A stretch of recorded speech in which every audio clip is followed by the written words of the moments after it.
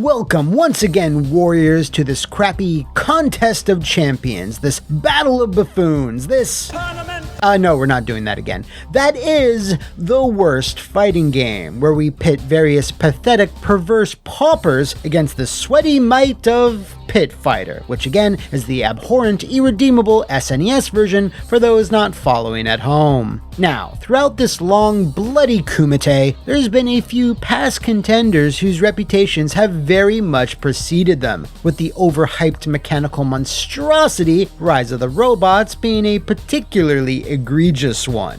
And if you've seen that episode, you'll recall that I gave it the barest of passes from being a new champion because of its strong graphical and presentational aspects. The impressive CG snippets, the general concept, the robot design, and of course, the 5-second music loop by Queen's Brian May. And while the gameplay was slow and very basic, it did show promise of what the developers, Mirage, were going for, which is why I'm now entertaining that promise by loading up its oft, and purposely so, forgotten sequel, Rise 2 Resurrection, for the PlayStation, Saturn, and PC. On paper, it's got it all. More moves, more robots, more mechanics. I mean, how could it not be a quantum leap over its predecessor?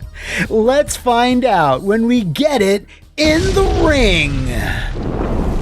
So, despite the massive wave of negative reviews for pretty much every version of Rise of the Robots that was released between late 1994 and early 95, the game was enough of a financial success to warrant a sequel, although it should be noted the publishing rights this time around were given exclusively to Acclaim, as Time Warner and Absolute wanted absolutely no part of a follow-up. Even back then though, when I started seeing adverts in magazines and comics, I recognized how they were trying to distance themselves from the bad rep of the first game by simply calling it just Rise 2 instead of Rise of the Robots 2. That's like the first Mortal Kombat selling well, but getting lambasted critically, so for the sequel, they called it Combat 2 Outworld Wars or some crap. Anyway, Mirage at least attempted some improvements to their quote-unquote formula, but they were not given a whole lot of time to do so.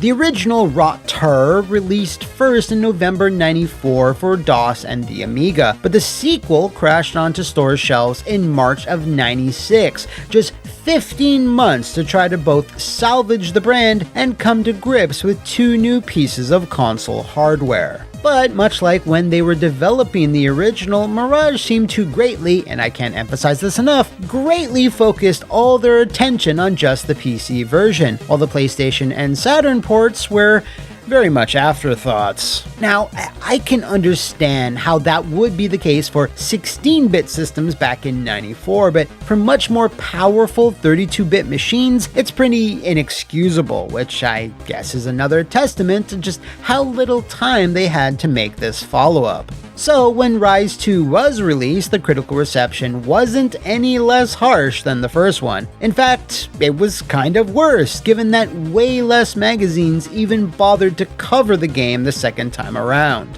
Next Generation, for example, didn't give either console versions the time of day when they released, seeing fit to only give them a quick blurb in their year-end wrap-up, and awarding both a 1 out of 5, saying it was even more dreadful than the original. IGN also chimed in with a tight 4-paragraph review and awarded it a 2 out of 10, saying the original 16-bit Rise of the Robots was possibly one of the worst fighters ever made. That is, until Rise 2 was released. Not only does the sequel stink as badly as the first, it pretends to be a next-generation title. It's just a crudely souped-up 16-bit game with big ambitions. I don't even agree with that. Well, not the last part, because in no way does Rise 2 have big ambitions. Regardless, this became the final bolt in the cyber robo-coffin or recycling bin of the franchise. Mirage lasted 3 more years and a few more titles before they closed up shop in 1999, which to their credit was honestly longer than I had expected. You know what's not so much in their credit though?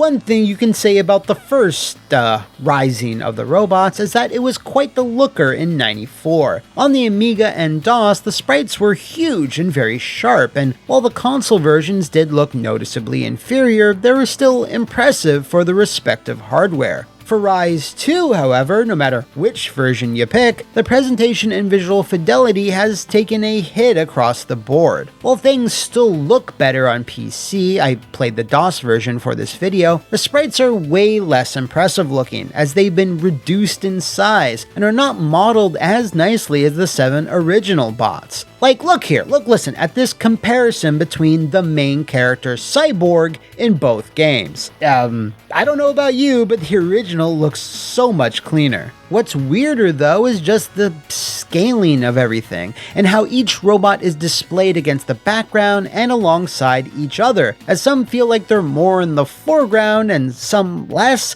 Like, the alignment of everything is just off, which is a problem I don't think I've ever seen before. I feel like this affects the console versions more somehow, but that actually might be related to another issue. All of the fighters have this nasty gray pixelated outline that is just so immediately distracting, not to mention the more washed out everything. Like, I know this was Mirage's first time working with these consoles, but I mean, both the Saturn and PlayStation were getting some pretty decent arcade ports by '96, so it's kind of baffling it looks this damn bad. That's not to mention the horrendous load times, where getting into a match isn't too bad until you think about it, because when you consider the small sprites, limited animation, and static backgrounds, it's longer than it should be. That's just a nitpick though, because it does not compare to when a fight ends, as it's just 17 solid seconds of absolutely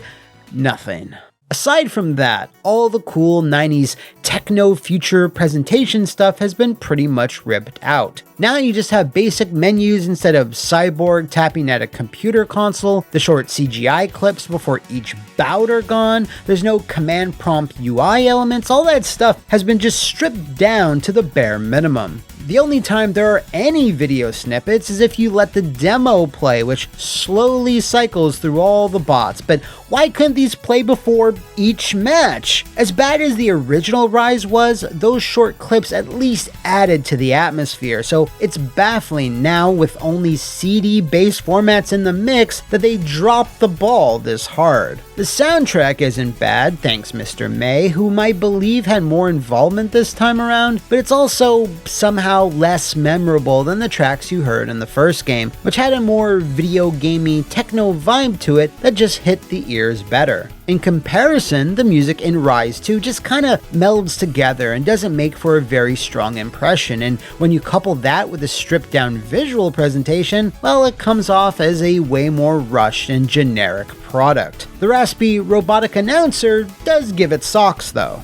Primate Twins. Now, if you're looking for any type of story, the Raw game will not provide one, as there is no text crawl or intro explaining what the hell is going on, and in an even shittier move, there's no unique endings in Rise 2 either. Whenever you do scrap the final boss, which is again the supervisor from the first game, you always receive the exact same message, and is the most banal, snooze-inducing congratulations screen I've ever seen. Just a super generic new generation style promo. But if you're still salivating for some insane lore, you'll only find that through the instruction manual, which does contain 5 full dense-ass pages of 100% pure bollocks.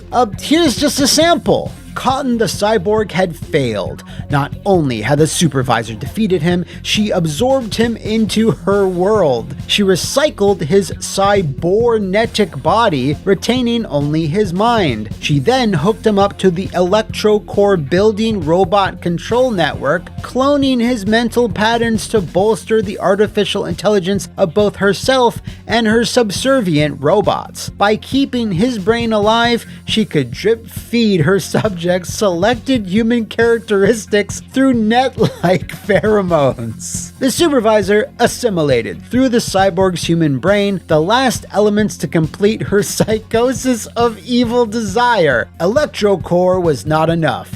She wanted the solar system.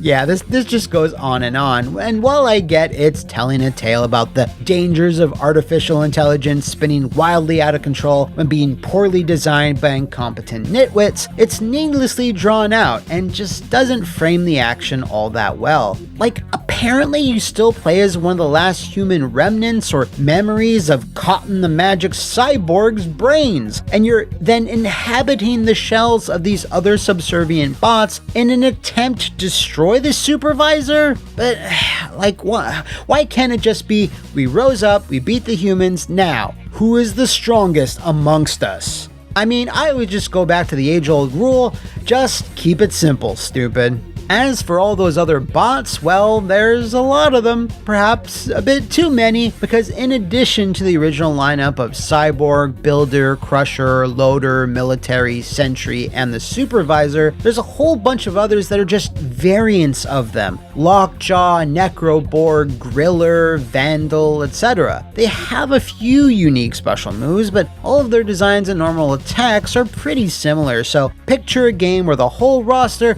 is just a bunch of Cyraxes and Sectors, and you'll have an understanding of the mechanical depth of Rise 2. In addition to these 18 characters, there's also a selection of hidden fighters, which, guess what, are also all clones. There's Vitriol, Mayhem, Annihilate, Rack, Assault, and Naden. And then Ard1, Sane, Suppressor.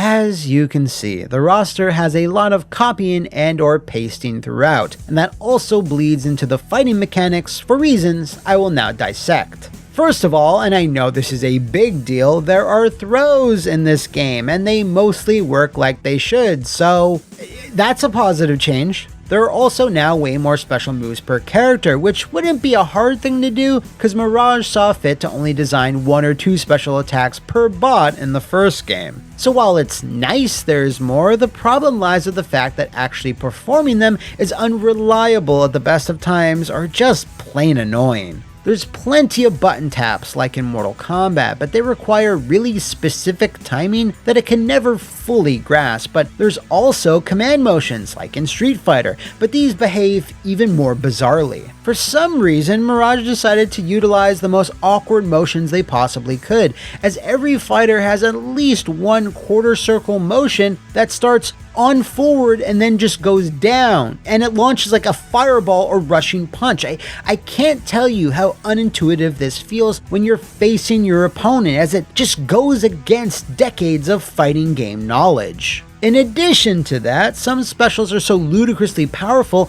getting hit by just 2 or 3 will easily KO the ever-loving shit out of you, while others barely do any damage. And since there's over 18 characters, the balance here is so unhinged, it makes me feel like I'm playing a Rainbow Edition or Mugen or something. There's also super moves that are powered by this tiny unassuming bar on the bottom of the screen that it could rarely ever fill up. Everyone has one super, but they always seem to be done via the same command. Forward, then half circle forward and punch, but I swear I think I was only able to pull it off once or twice, and when you do, they're really nothing special. This clearly was an addition that was absolutely slapped in without much thought or design to it, as they're not fun to pull off or impressive visually, something that's gonna carry over to the next improvement that Rise 2 was given. Here, Mirage decided to innovate with the inclusion of executions or finishers, where after the decisive round, you're given a few seconds to input a command, which will then eliminate your robotic foe in spectacular fashion. What a novel concept! Sarcasm aside, the issue here is that nobody knows how to perform one. Game FAQs has nothing, the fandom.com page for Rise 2 is essentially empty, and the instruction manual just says to find out for yourself. The video you're seeing now is the only one I can find on the internet of said finishers, and try to be shocked, they're all really lame. In what was obviously another time-saving effort, many of these fatalities are identical in that the robots aren't actually doing anything unique or cool, it's just that their fallen foes explode or get dismantled in 4 or 5 different ways, so there's a ton of repetition. Just give me OMF 2097's destruction moves over these any day of the week. Now, if this transparent attempt to grab some of Mortal Kombat's edge had happened to be an isolated gameplay element, whatever, I'll give it a pass. Unfortunately, Mirage decided once again it should feed into a whole other system. If you do manage to execute your opponent, you actually get something for it: their main projectile. These little icons near the life bars indicate which ones you've collected, but the problem, once again, is that they're all painfully similar, with none of them behaving drastically different from each other, except their color and shape.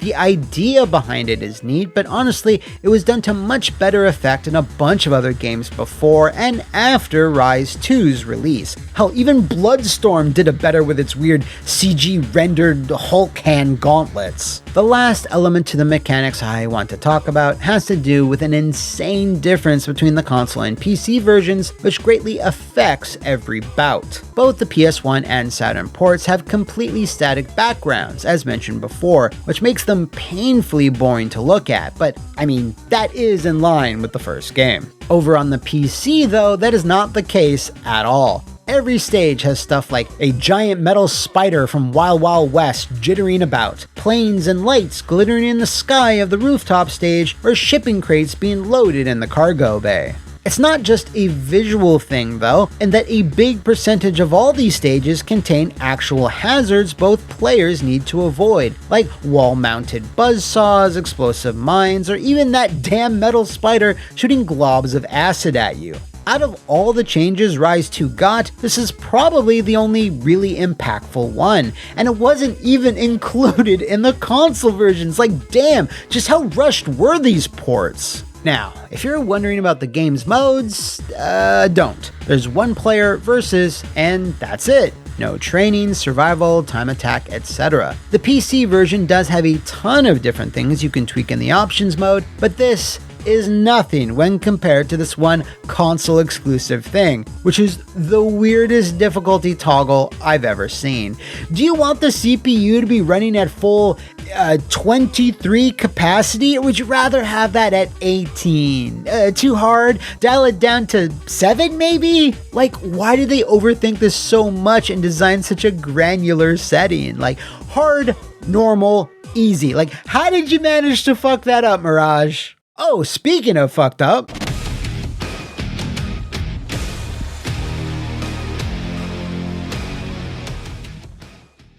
Oof, this is tough to say, but Rise 2 honestly feels worse to play than the original. The bigger sprites, the slower, more methodical speed, and the hit sparks, as basic as they were, just had a sense of impact that's not present here. Things are faster in some respects in Rise 2, but not faster in a good way. It's hard to explain. It probably has something to do with the animation, which is totally all over the place, in that some robots animate okay, and others, like Cyborg here, the main goddamn character, do not. In addition to all that, the hitboxes are a massive tangled mess with nothing feeling consistent at all. Things hit when you don't think they will, and whiff in situations they shouldn't, like at all. So there's been zero attempt to balance and polish any of this, and while you can perform combos and in some rare instances juggles, it's barely built into the game's fabric, and when a bunch of normals and specials do tons of damage to begin with and have insanely good recovery, there's no